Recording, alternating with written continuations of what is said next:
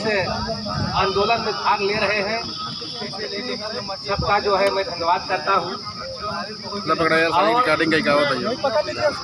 प्रावधिक कला वालों के लिए जो भी लोग लड़ाई लड़ रहे हैं वो बहुत ही महान है, लेकिन बहुत ही दुख की बात है कि प्रावधिक कला के लगभग 1-1.5 लाख बच्चे बताए जाते हैं और मौके पर बहुत ही सीमित लोग हैं।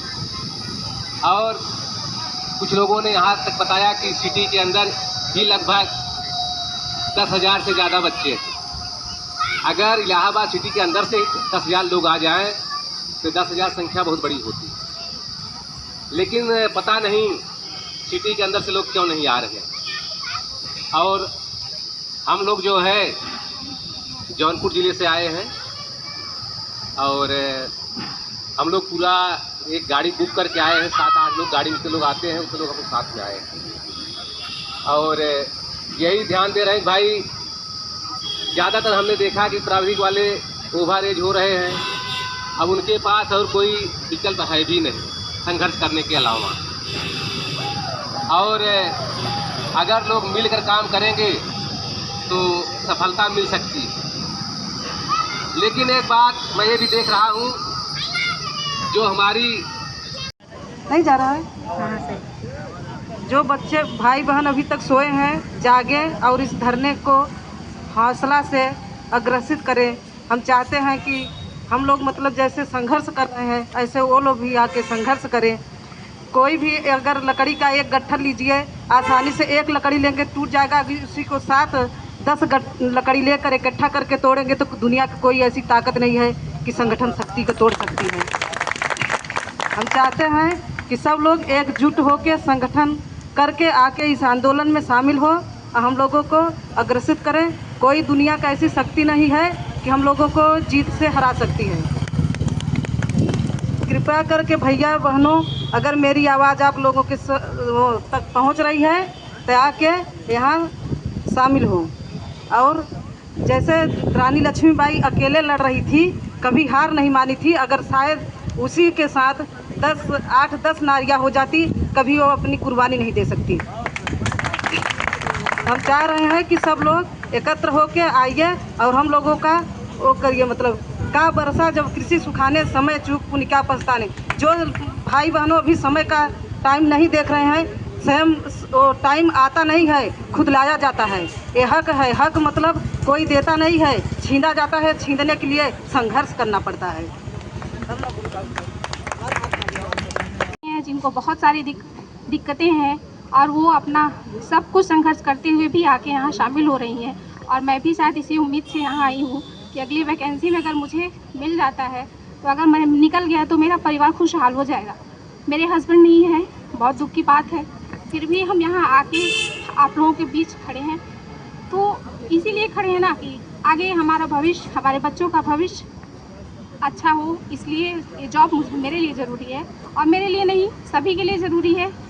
जो भी लगे हैं इस लाइन में, सबको चाहिए जॉब। कुछ ना कुछ परेशानियां सबके साथ, इसलिए सब लोग आएँ और यहाँ सबका समर्थन करें और आगे बढ़ें और जॉब मिले जिसके नसीब में फिर होगा। आगे कम से कम ये तो नहीं है ना कि हम घर बैठे हार गए, मेहनत किया अगर हार गए तो फिर हमें दुख नहीं होगा कि हार हमें मिली।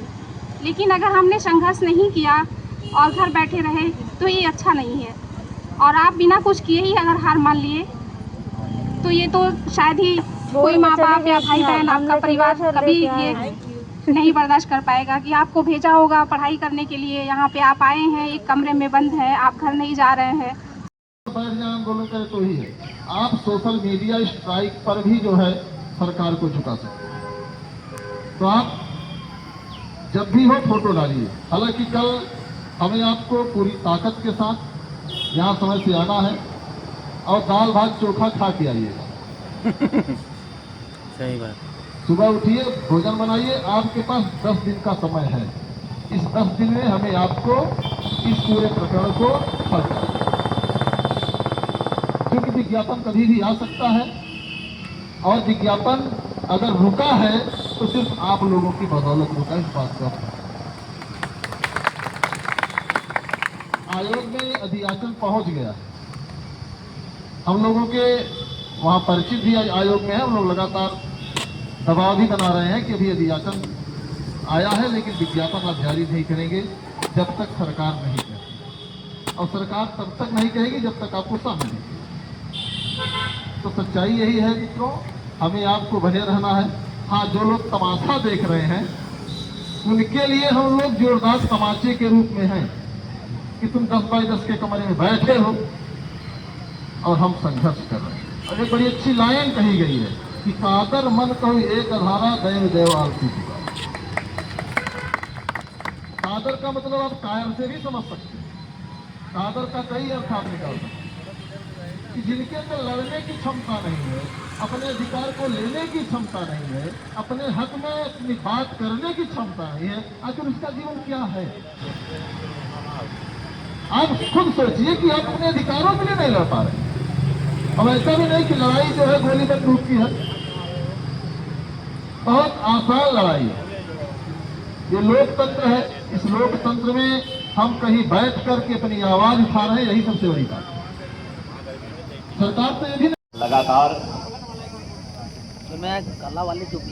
लगातार आप लोग यहाँ बने हुए हैं, इसके लिए बधाई के पात्र हैं। और कल इस आंदोलन के कुछ बतिया रही है क्या? परिवर्तन ये होगा कि कल जो भी यहाँ अभ्यर्थी आए हैं वो फोन से पत्र लिखेंगे मुख्यमंत्री को, हो सकता है कि उससे वो प्रभावित हो जाएं। घबराइएगा मत, बहुत लोग जी पूरा फोन निकाल कर माता मंदिर जो है खून मांगती है, एक दो लोग हैं जो स्वेच्छा से थोड़ा सा जो है 2 ml